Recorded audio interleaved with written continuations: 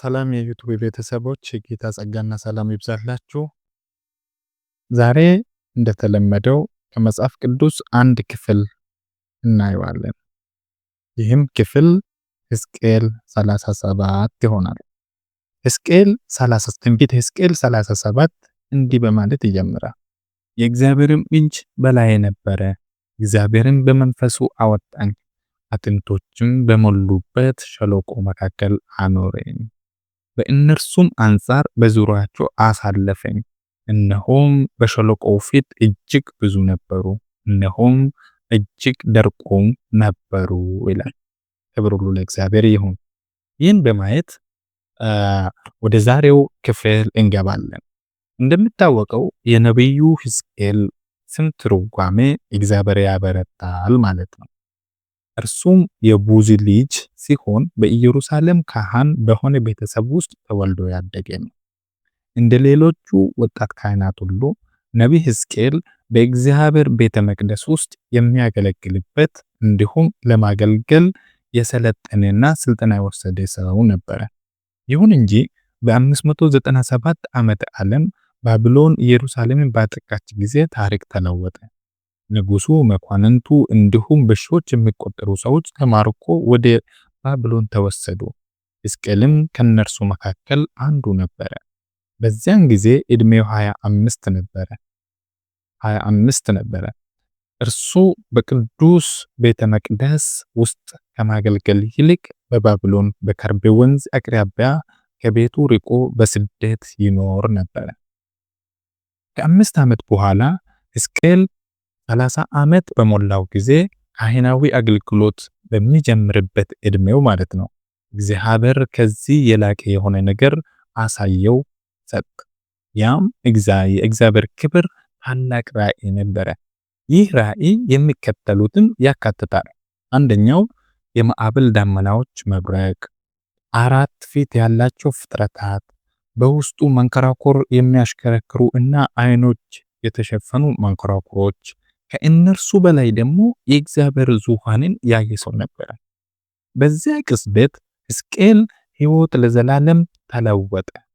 እሱ የተጠራው በፈረሰ ቤተ መቅደስ ውስጥ ካህን እንዲሆን ሳይሆን ለተሰበረ ሕዝብ ነቢይ እንዲሆን ነበረ። በመጀመሪያ ላይ የሕዝቅኤል መልእክት ከባድ ነበረ። የእስራኤል ሕዝብ ንስሐ ካልገባ ኢየሩሳሌም እንደምትወድቅ አስጠንቅቆ ነበረ። በ586 ዓመት ዓለም ከተማው ስትፈርስና ቤተ መቅደሱ በእሳት ሲቃጠል ትንቢቱ እውን መሆኑን ተገነዘቡ። ነገር ግን ከዚያ በኋላ ቃሉ ወደ ተስፋ ተለወጠ። እርሱ ስለ እስራኤል መታደስ፣ ስለ አዲስ ቤተ መቅደስ፣ ስለ አዲስ ቃል ኪዳን ተናገረ። በተጨማሪም የደረቁ አጥንቶች ሙሉ ሸለቆውንም እንኳ በእግዚአብሔር መንፈስ እንደገና የሚነሱበትን የወደፊት ጊዜ ራእይ እንዲሁም የአዲስ ካህን የአዲስ ኪዳን ተስፋን አበሰረ። ሕዝቅኤል ጸጥተኛ ነቢይ አልነበረም። መልእክቱን በተግባር የሚያሳይ ነቢይ ነበረ። የእርሱ ዘይቤ ደፋርና ድራማዊ የሞላበት መልእክትና ራእይን ማምጣት ነበረ። ለምሳሌ ለ1 ዓመት ያክል በአንድ ጎኑ ተኝቷል፣ ራሱና ጢሙን ተላጭቷል፣ ዕቃዎቹ ጠቅልሎ በሕዝቡ ፊት እንደ ስደተኛ ሆኖ ዘምቷል። የኋላ ታሪኩ ግን የሕዝቅኤል አገልግሎት ከ2 አስርተ ዓመታት በላይ የቆየ ሲሆን ቢያንስ እስከ 571 ዓመተ ዓለም ድረስ ነበር። ሕይወቱ እንዴት እንዳበቃ በትክክል ባይታወቅም አንዳንዶች ግን በታጠቁት ወይ ደግሞ በተቃዋሚ ባልደረቦቹ በስደተኞች እንደተገደለ ይናገራሉ። ሆኖም ሕዝቅኤል በእስራኤል ታሪክ ውስጥ እጅግ አስቸጋሪ በሆኑት ቀናት ውስጥ ቢኖርም ዋናው መልእክቱ ተስፋ ነበረ። ሁሉ ነገር የሞተና የጠፋ በሚመስልበት ጊዜ እንኳ የእግዚአብሔር መንፈስ እንደገና ሕይወትን መተንፈስ እንደሚያስችል መልእክት ሲያስተላልፍና በተግባር ያሳየ ነበረ። ከዚህ በመነሳት የዛሬው ክፍል ሕዝቅኤል 37 ይህንኑ ያበስራል። ምንጮች እንደሚያብራሩት ከሆነ የነቢይ ሕዝቅኤልና የደረቁ አጥንቶች ሸለቆ ታሪክ ኃይለኛ የመጽሐፍ ቅዱስ ራእይ ሲሆን ስለ ተስፋ መቁረጥ፣ የእግዚአብሔር ኃይል እና የተሟላ መንፈሳዊ እድሳትን በደንብ ይናገራል። ነቢይ ሕዝቅኤል በባቢሎን በግዞት የነበረ ነቢይ ነበር። የእሱ ሕዝብ የሆኑት እስራኤላውያን ተማርኮ ስለነበሩ ዓለማቸው ያለቀ መስሏቸው ታይቷቸው ነበረ። ቤተ መቅደስ ፈርሶ ከቤተሰቦቻቸው ተለይቶ ብዙዎቹ አልቋል፣ እግዚአብሔር ትቶናል፣ ከእንግዲህ ተስፋ የለንም ብሎ ያስቡ ይናገሩ ነበር።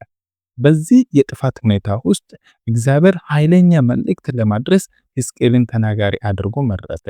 ነቢዩ በድንገት በእግዚአብሔር እጅ ተወስዶ ራሱን አስፈሪ በሆነ ጸጥ ያለ አጥሞች የሞሉበት ቦታ አገኘ። ያውም በደረቁ አጥንቶች የተሞላ ሰፊና አስፈሪ ሸለቆ ውስጥ። እነዚህ አጥንቶች በፀሐይ የነጡ፣ የተበታተኑ፣ የደረቁ ነበሩ። ይህ ሸለቆ የእስራኤል ሕዝብ መንፈሳዊ ሁኔታ ማለትም መሞት፣ ተስፋ ማጣት፣ ተስፋ መቁረጥ፣ መድረቅን የሚያሳይ ኃይለኛ ምልክት ነበር። በድንጋጤና ግራ መጋባት በተሞላበት በዚህ ቅጽበት እግዚአብሔር ነቢይ ሕዝቅኤልን ጠየቀው። የሰው ልጅ ሆይ እነዚህ አጥንቶች ሕያው ሊሆኑ ይችላሉን? ብሎ ጠየቀው። ይህ ጥያቄ ከምክንያታዊነትና ከተፈጥሮ ሕግጋት ጋር የሚቃረን ወይ ደግሞ የሚጋጭ ቢሆንም ሕዝቅኤል ግን ባልተጠበቀ ጥበብ መለሰ። አቤቱ ጌታ እግዚአብሔር ሆይ አንተ ታውቃለህ። ሕዝቅኤል እኔ ከሰው አንጻር የማይቻል ነው ቢልም እግዚአብሔር እንደ ሰው የማይገደብ መሆኑን ገልጿል፣ አስተምሮናል። ይህ ምላሽ እኛም ብንሆን ሁኔታዎች በሕይወታችን ውስጥ ተስፋ አስቆራጭ ሲሆኑ የእግዚአብሔርን ኃይል እንድናምንና እንድንቀበል እንደውም ተስፋ እንድናደርግ ግብዣ የሚያቀርብልን ነው። በመቀጠልም ፈጣሪ የሆነው እግዚአብሔር ለሕዝቅኤል በውጭ ሰው እይታ ሙሉ በሙሉ እብደት የሚመስለውን ትእዛዝ ሰጠው። ለእነዚህ አጥንቶች ትንቢት ተናገር። አጥንቶችንም ማናገር ምንኛ ከንቱ ይመስላል። ሕዝቅኤል ግን አልጠየቀም፣ አልተከራከረም፣ ይልቁንም ታዘዘ። ነቢዩ እናንተ የደረቃችሁ አጥንቶች እግዚአብሔርን ቃል ስሙ አለው። ብሎም ተናገራቸው። በታዛዥነት እና እምነት በተሞላበት ንግግር የእግዚአብሔርን ቃል የሞተውን ነገር ሕይወት እንደሚሰጠው በማመን ተናገራቸው። ድንገት የሚንቀጠቀጥ ድምፅ ሰማ። አጥንቶቹ መንቀሳቀስና መሰባሰብ ጀመሩ። ጭኖች ከጭኖች ጋር፣ የጎድን አጥንቶች ከቦታቸው ጋር ተጋጠሙ። ልክ እንደ ግዙፉ የእንቆቅልሽ ስብስብ ነበረ። በመቀጠልም ጅማቶችና ጡንቻዎች ከአጽሞቹ ላይ ተፈጠሩ። ከዚያም ቆዳ ሸፈናቸው። ይህ ሂደት የሚያስተምረን እግዚአብሔር በብዙ ጊዜ የሚሰራ በአይን ጥቅሻ ፈጣን ለውጥ ሳይሆን ደረጃ በደረጃ ቀስ በቀስ መሆኑ ነው። ይሁን እንጂ ሰውነቶቹ ተሞልተው የነበሩ ቢሆንም ሕይወት ግን አልነበራቸውም። ምንም እስትንፋስም አልነበራቸውም። ይህ የሚያስታውሰን እኛ የቻልነውን ያክል ብንጥርም ብንጣጣርም እውነተኛ ሕይወት፣ እውነተኛ ትንፋሽ የሚመጣው ግን ከእግዚአብሔር ብቻ መሆኑ ነው። በዚህ ወሳኝ ጊዜ እግዚአብሔር ሁለተኛውን ትእዛዝ ሰጠው። ለነፋሳት ትንቢት ተናገር፣ ሩቅ መንፈስ ሆይ ና፣ በእነዚህ በተገደሉት ላይም እፍ በል፣ ሕያዋን ይሁኑ አለ። ሕዝቅኤልም ወዲያውኑ ታዘዘና ለነፋሳት ጠራ። ከዚያ አስደናቂው ነገር ሆነ። የሕይወት እስትንፋስ ወደ እነዚህ የሞቱ አካላት ገባ። የሞተ ጸጥ ብሎ የነበረበት ቦታ በሺዎች የሚቆጠሩ ሰዎች መተንፈስ፣ መንቀሳቀስ እንዲሁም መነሳሳት፣ መራመድ ጀመሩ። በቅጽበት ትልቅ ሰራዊታዊ ሰልፍ የሚመስለው ነገርም ተከሰተ። ይህ ራእይ የእስራኤልን ሕዝብ ተስፋ አልባነት የሚያሳይ ቢሆንም የእግዚአብሔርን የተሟላ እድሳት ቃል ግን ገልጧል። እነዚህም አንድ ባንድ እንየው። አንድ ተስፋን ማደስ። እግዚአብሔር አጥንቶቹ የእስራኤል ቤት ሁሉ እንደሆኑ ገልጿል። ቃልን ገባላቸው፣ መቃብራችሁን እከፍትላችኋለሁና ሕዝቤ ሆይ ከመቃብራችሁም አወጣችኋለሁ፣ ወደ እስራኤልም አገር አመጣችኋለሁ። ይህ ተስፋ ከግዞት የመመለስ እና ብሔራዊ እድሳት ማለት ነበረ። ለዛሬው ጊዜ ደግሞ ከተስፋ መቁረጥ መቃብር እንድንወጣና አዲስ ህይወት እንድንጀምር ወይ ደግሞ እንድንገናኝ የእግዚአብሔር ቃል ኪዳንን ያመለክታል። ሁለተኛ የመንፈስ ቃል ኪዳን። የእድሳቱ ዋናው ክፍል ውስጣዊ ለውጥ ነበረ። እግዚአብሔር መንፈሴንም በውስጣችሁ አኖራለሁ ሕያዋንም ትሆናላችሁ አለ። ይህ የሚያሳየው እውነተኛ ህይወት የሚገኝ በእግዚአብሔር መንፈስ ብቻ መሆኑን ነው። የመጨረሻው ዓላማ እድሳት ነው። የአዲስ ህይወት እና የመንፈስ ኃይል ሁሉ ዋና ዓላማ እግዚአብሔር ማን እንደሆነ መግለጥ ነው።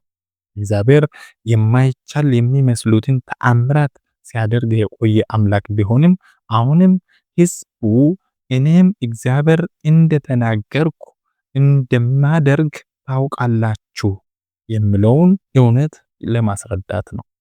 የህይወታችን አስቸጋሪ ሁኔታ ማለትም የደረቁ አጥንቶች፣ ሸለቆ የሚመስሉ ነገሮች ቢኖሩም ዛሬም እግዚአብሔር በትልቅ ደመናና በትልቅ ክብር በእኛ መካከል ሊሰራ ሊመላለስ ይችላል። ወገኖቼ ሆይ ይህ ታሪክ የሚያስተምረን ወይ ደግሞ ከዚህ ክፍል የምናገኘው ነገር እግዚአብሔር አስቸጋሪውን ነገር ማሳለፍ እንደሚችል ነው። ግን መከተል ያለብን የእግዚአብሔር ኪዳን፣ የእግዚአብሔር ዓላማ፣ የእግዚአብሔር ቃል መጠበቅ አስፈላጊና ትክክለኛ ነገር መሆኑን ያስረዳናል። ይህን ቪዲዮ እስከ መጨረሻ ስለተከታተላችሁ እግዚአብሔር ይባርካችሁ። አሁንም ይህ መልእክት ብዙዎቹ እንዲደርስ ላይክ፣ ሼር፣ ሰብስክራይብ ማድረጋችሁን እንዳትረሱ። ይህን ቪዲዮ እንዲህ አይነት ቪዲዮ ቀጣይነት ባለው እንዲሰራላችሁ የምትፈልጉ ከሆነ ኮሜንት ላይ አስቀምጡልን። የትኛውን የመጽሐፍ ቅዱስ ክፍል ቀጣይ መነጋገር እንዳለብንም ኮሜንት ላይ አስፍሩልን። እግዚአብሔር ይባርካችሁ። ተባረኩ። አሜን።